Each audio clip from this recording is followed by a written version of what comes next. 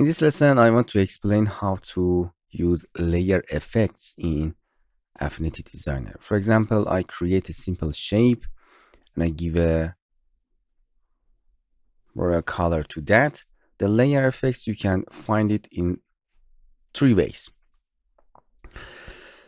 We give a layer effects to any layer. For example, here we have a tab, quick effects. I want to explain all of this. You can use them here, but I don't like it because it's very small. Or the best way is here. You can click on this layer that you want to give it the effects and just click layer effects from here. It's the best way. It's open a window and then you can give all of these layer effects to here. The first thing is here, bevel and emboss. Activate it to see what happened.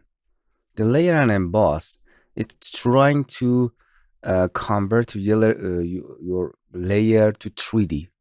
If you click on it, you can change the settings here. We have a different type of the layer effects. Inner, you can change the radius of that to better see that. As you can see, it's with changing the lighting and direction of the shadow, it's simulate the 3D. From here, you can change the highlight. As you can see, the highlight, for example, the lighting source come from here, that you can change the direction of the lighting from here. Nice. Or you can change the shadow, opacity, or color if you want. For example, another color that you can give to your shadow. It's very interesting. That's very easy. This is an inner. You can make it soften. You can see it here better. It's very simple. Just change the slider to see better. Another is outer. It gives that shadows to the outer. Or emboss. It's creating a 3D. You can see it. Or pillow. You can see it better in inner. And if you create to, for example, outer, you can change it. Radius depth is turned off because this link, they are dependent to each other. We can change unlink them and then change depths and radius separately. Interesting part is here. You can create a profile to that. Just click and add a profile to that. You can change this 3D simulation, add a profile. You can see this. Interesting. Or you can, by clicking, add another 3D wave to here. You can see it. It's very simple. Just change it to see what happened there. Nice. Another important thing here is scale with object.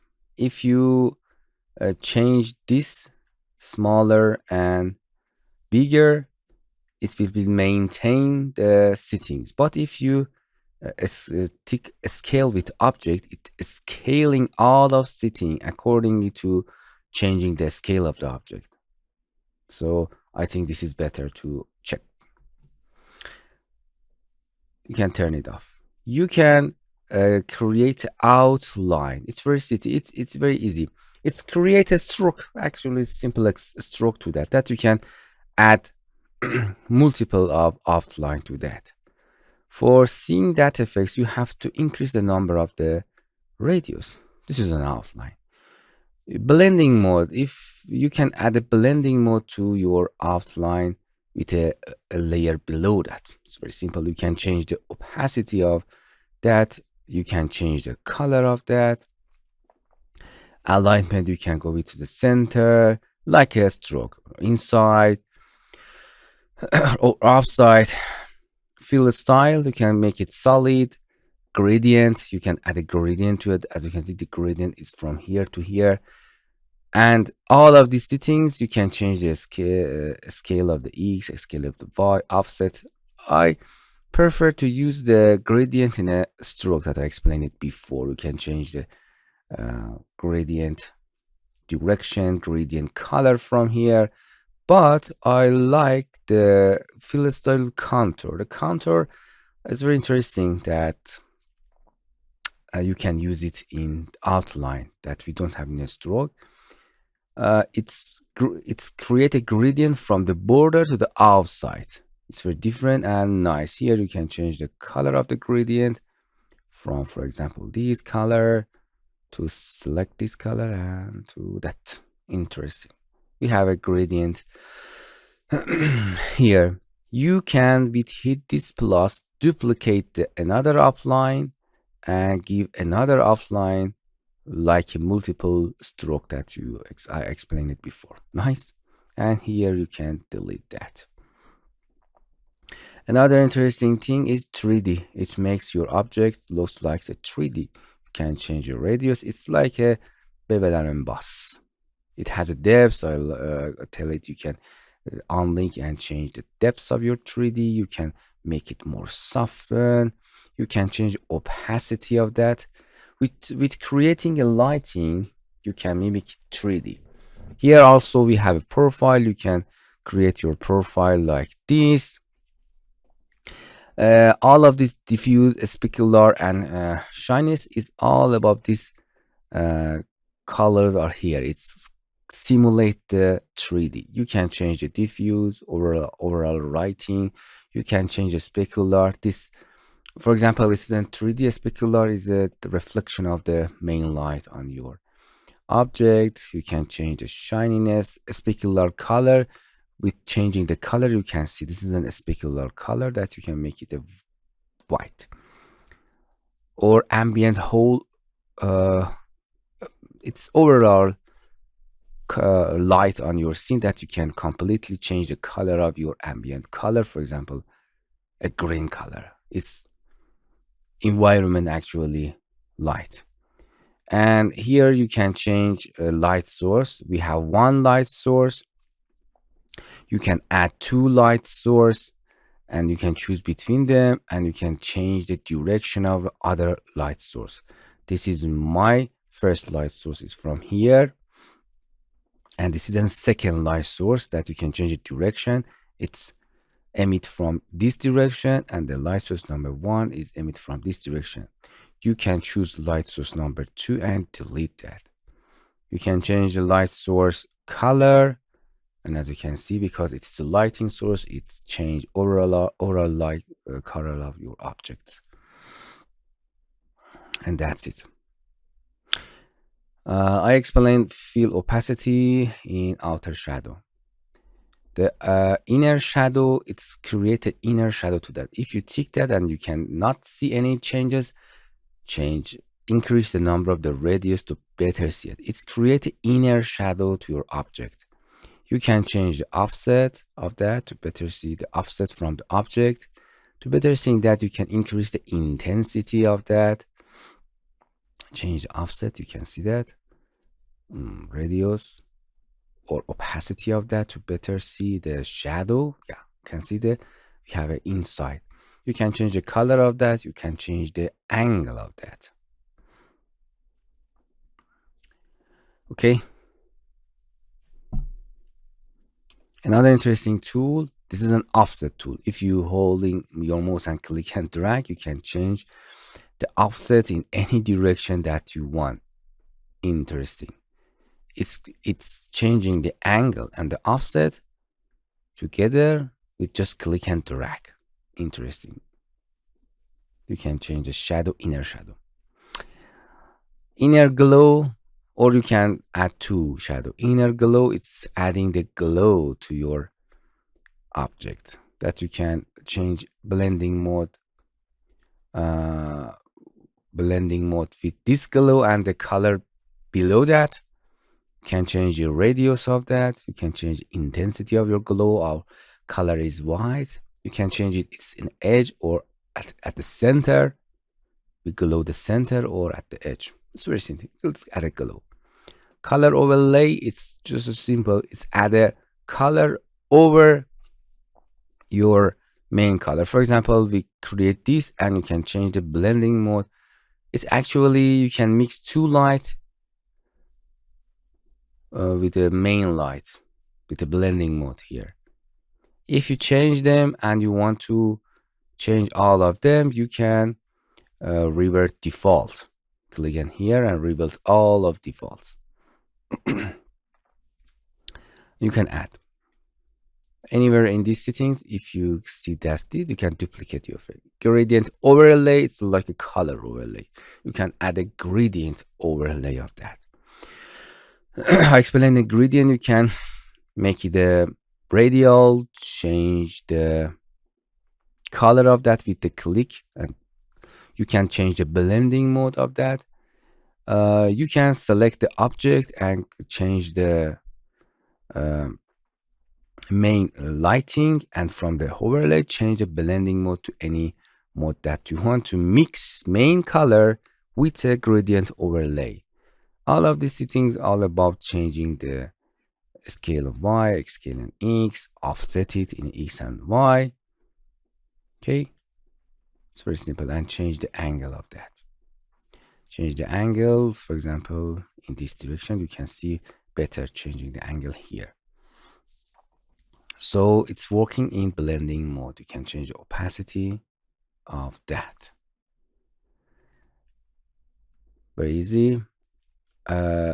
Outer glow, it's like inner glow, but it gives you an outside. Change or increase the radius to see that this is an outer glow. You can change the intensity, more intense or less. You can change the opacity of that. You can change the blending mode of this layer to the below or the main color. Change the color of that. And the most thing that I use is outer shadow. It's gives a shadow to that. Change the below color to white.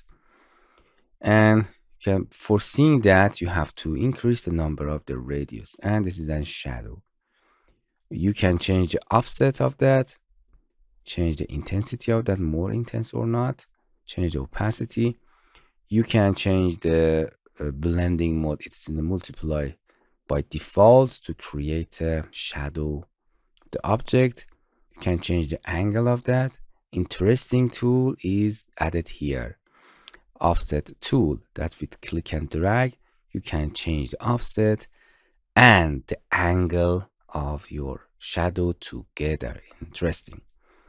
Another tool that added here is a field knockout shadow. It means if you decrease the number of field opacity to the 0, as you can see, we completely delete the color of the object. But this is an opacity of 0. It means we have to see through object, but we don't, because field knock is checked. If you untick that, just you can see the shadow of the object. Okay? This is our object, this opacity, opaque, transparency, and we can see the shadow below that. But if you check that, it's field the object, and you cannot see the shadow below that. That's very easy. Gaussian blur, it's adding a blur to your object. To better seeing that, I bring the image to this scene. For example, this. If you select the object and the window will open, just click on Gaussian blur and increase the radius. You can see it's adding a blur to that, and you can see it's blurring the edges. If you preserve the alpha, it keeps the edges to you and it's not blurring that. You can see it's blurring the edges. With the preserve alpha, it does not changing the edges. And scale with the object, it's scaling all of the effects with changing the scale of the objects. You can see to better seeing that, change the outer shadow, increase the radius to better seeing that with offset tool, offsetting that. And if I don't check the scale with object, it's maintain the size of the shadow. It's not changing with a scaling object. But if you scale with object checked, it, as you can see, it's reduce the object scale, shadow scale, according to scaling the object. Yeah, it's automatically checked. It's better to always checked. If you want, if you don't want, you can uncheck that. And you can, for example, I want changing this. I want to some effects you can make it changing the move effect down, move effect up. You can change them if you want. If you add some duplicate to them. And this is layer effects. You can access all of these effects very fast here, but it's very little and compressed, and I don't use it very much. Simply select your object and add effects to that. Here effects, outer shadow, and you can see an effects icon here that you can click on it. It will be open to edit it again. Okay, don't forget that.